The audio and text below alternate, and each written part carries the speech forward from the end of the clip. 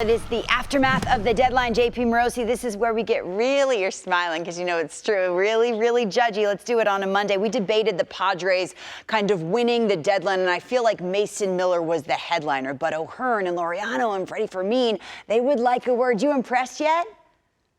Lauren, good morning. I am indeed. Just look at the box score from yesterday's win for the San Diego Padres. Those three players all started. Yes, they batted in the second half of the lineup, but those three players that you mentioned are huge reasons why I believe the Padres have the type of lineup depth that you need to win the World Series. Consider this. Yesterday, O'Hearn, Laureano, Fermin combined to go 5 for 11 with 3 runs scored and an RBI as the Padres won that series. Lauren, you think about the depth of this roster now with the Padres and how active they've been.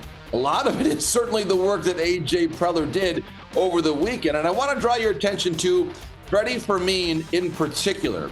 A.J. Preller said with reporters on deadline day after the deadline passed how long the Padres have had interest in Freddie Fermin and what reports they had on his makeup, A-plus makeup. Of course, he had been there in Kansas City as part of a tandem with Salvador Perez and really never getting the playing time. Understandably, you're with a Hall of Famer, but never quite getting the playing time that his talent merited. Well, now he's got that lane. He can be the everyday guy in San Diego, and I believe he is going to flourish. I know it was a tough move for the Royals to make because they love Freddie Fermin too, but they needed some pitching, and that's what the Padres gave them in that deal. So of all the deadline deals, Lauren, that trade between KC and San Diego was one of my favorites, and it's because I do believe that Freddie Fermin is talented enough to be the catcher on a World Series team. How will the West be won? The Diamondbacks at the deadline went the other way. Still a lot of good. And at the top of that list, Corbin Carrol on track to lead the National League in triples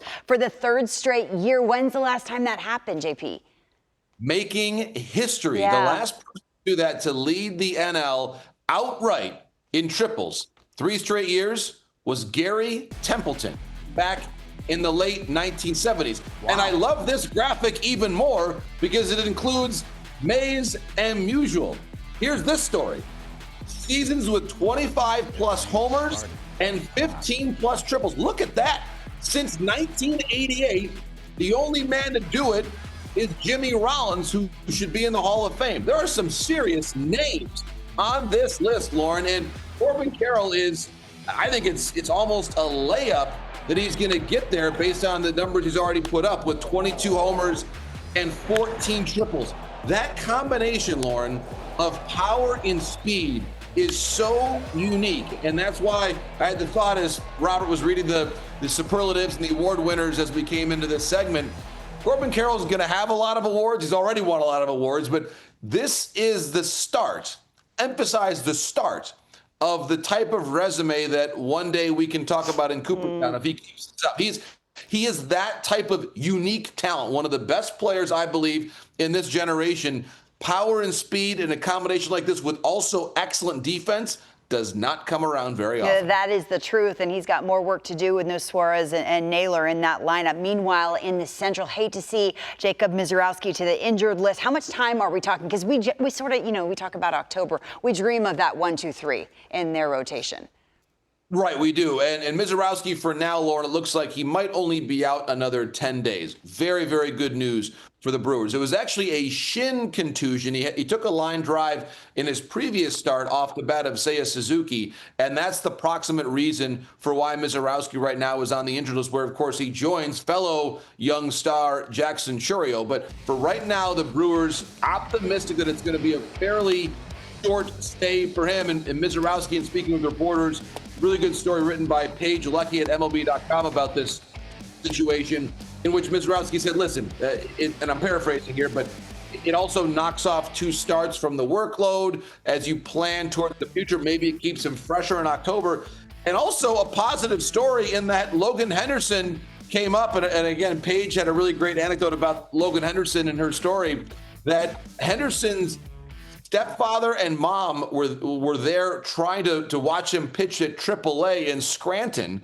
Then he gets the call, and Scranton to Washington, D.C. is not very far. Obviously, Lauren, you and Robert got to know a lot of the highways and byways and geographical logistics of our country pretty well over the weekend. But the Scranton to D.C. drive is a short one, so his parents just drive him down to D.C. How about that? You get to drive down with mom and dad, take you to the ballpark, the Brewers win the game, and a great start there for Logan Henderson. So for the Brewers, even on a weekend when Miserowski lands on the IL, you still find a way to win. A sweep in which they scored 38 runs, which I know Robert was tracking very, very diligently from the airport yesterday No, he morning. wasn't. He was on Snapchat. I don't even have Snapchat. And JP, what I learned is our travel industry is at a crisis level, and we need to just start over. I'm talking dig the Wright brothers up and just start over from scratch. Oh my gosh, Just start from scratch.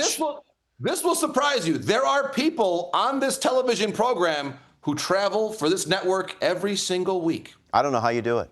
Well, you wouldn't have been able to drive. I've seen you drive on those roads in Bristol. They were very, you're good at everything. Can I just, 5 seconds. Okay. There is a future Hall of Famer who works at our network, whom I drove around Cooperstown. I'll let you guess who it might have been, but the well-being of one of our teammates was entrusted to me in Cooperstown. And I realized this, Albert. as much as D-Row criticized my driving in the Bronx, remember, Lauren, I'm from a town that's 1 square mile. Cooperstown's a home game for me. And those little 2-lane roads, that's my place. You're bragging. Our producer just said you guys were 2 hours late.